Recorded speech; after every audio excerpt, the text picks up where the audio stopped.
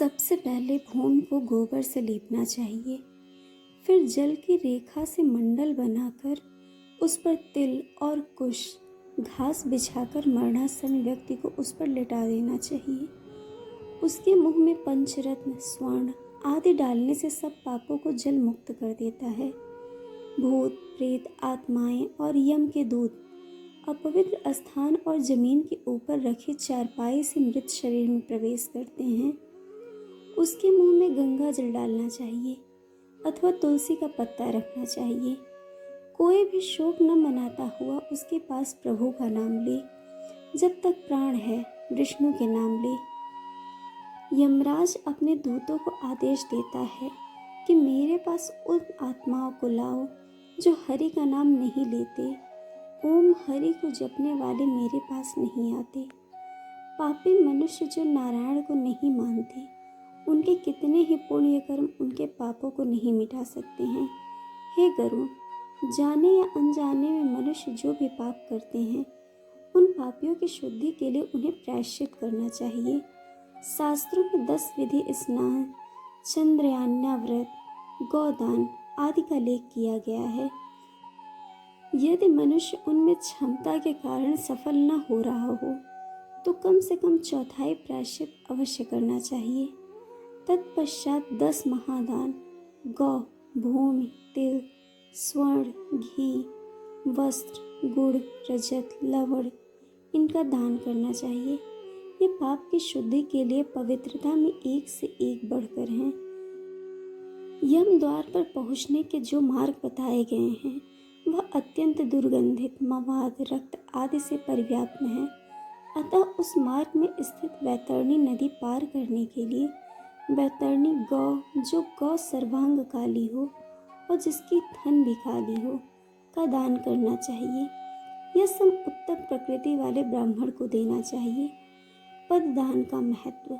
छत्र, जूता, वस्त्र, अंगूठी, कमंडल, आसन, पात्र और भोजन पदार्थ, यह 8 प्रकार के पददान हैं। तिल पात्र, घृत पात्र, सैया और जौ अपने इष्ट को ही देना चाहिए। हे पक्षीराज, इस पृथ्वी पर जिसने पाप का प्रायश्चित कर लिया है, सब प्रकार के दान भी दे चुका है। वैतरणी गौ तथा अष्टदान कर चुका है। जो तिल से पूर्ण पात्र, घी से भरा पात्र, सैया दान और विधिवत पद दान करता है, वह नरक रूपी गर्भ में नहीं जाता, अर्थात उसका पुनर्जन्म नहीं होता। मनुष्य जो स्वयं दान करता है और लोक में वह सब उसे प्राप्त होता है, वहाँ उसके आगे रखा हुआ मिलता है। छत्र दान करने से मार्ग में सुख प्रदान करने वाली छाया प्राप्त होती है। पादुका दान से वह मनुष्य घोड़े पर सवार होकर सुखपूर्वक मार्ग पार करता है। जल से परिपूर्ण कमंडल के दान से मनुष्य सुखपूर्वक परलोक गमन करता है। वस्त्र आभूषण दान करने से यमदूत प्राणी को कष्ट नहीं देते। तिल, सफेद, काले, भूरे के दान से मन, वाणी और शरीर में किए हुए पाप नष्ट होते हैं। सभी साधनों से युक्त सैया दान से स्वर्ग लोक में 60,000 वर्ष तक इंद्रलोक के भोग भोगता है। इसके अतिरिक्त गौदान देते समय नंदा नंदा नाम के उच्चारण करने से वैतरणी नदी में नहीं गिरता। दुखद और बीमारी के समय तिल, लोहा, सोना, रुई का वस्त्र, नमक, 7 अनाज, भूमि का टुकड़ा देने से पाप कर्मों की शुद्धि होती है। लोहा दान करने से यम की नगरी में नहीं जाता। लोहे का दान हाथों को जमीन के साथ छूते हुए देना चाहिए। यमराज के हाथों में कई प्रकार के लोहे के अस्त्र होते हैं। यह दान उन अस्त्रों के प्रभाव को कम करता है। सोने का दान यमराज की सभा में उपस्थित ब्रह्मा और दूसरे ऋषि मुनियों को प्रसन्न करता है, जो भी वरदान की संज्ञा रखता है। रुई के वस्त्र से यमदूत कष्ट नहीं देते। 7 अनाजों के दान से यम द्वारों पर तैनात कर्मचारी आनंदित होते हैं। भूमि के टुकड़े पर जिस पर फसल हो देने से इंद्रलोक की प्राप्ति होती है। पूरे होश में रहते हुए 1 गौ का दान बीमार अवस्था में 100 और मरणासन्न के समय 1000 गौदान करने के बराबर है। 1 गौ केवल 1 जन को ही देनी चाहिए। वह यदि इस गौ को बेचता है या किसी दूसरे के साथ इसका बंटवारा करता है तो उसका परिवार 7 पीढ़ियों तक पीड़ित रहता है।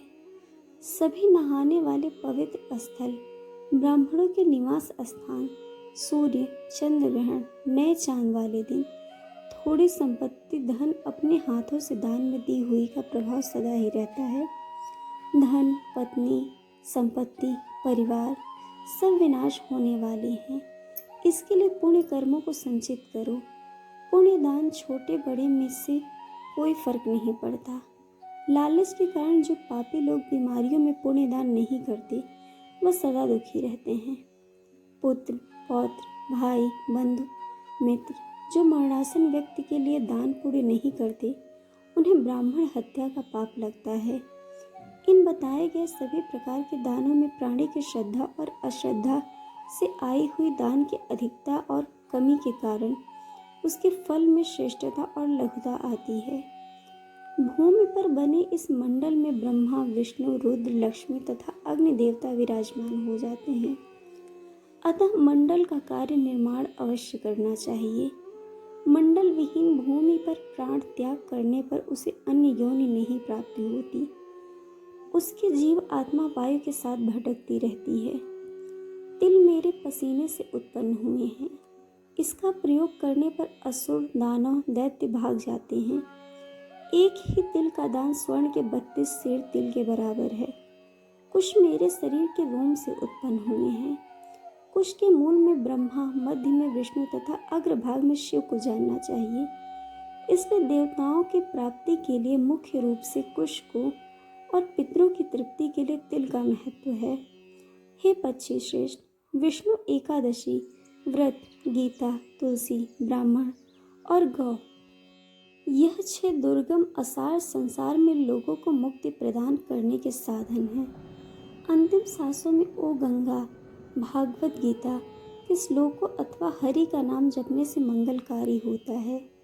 मृत्यु काल में मरणासन्न के दोनों हाथों में कुश रखना चाहिए।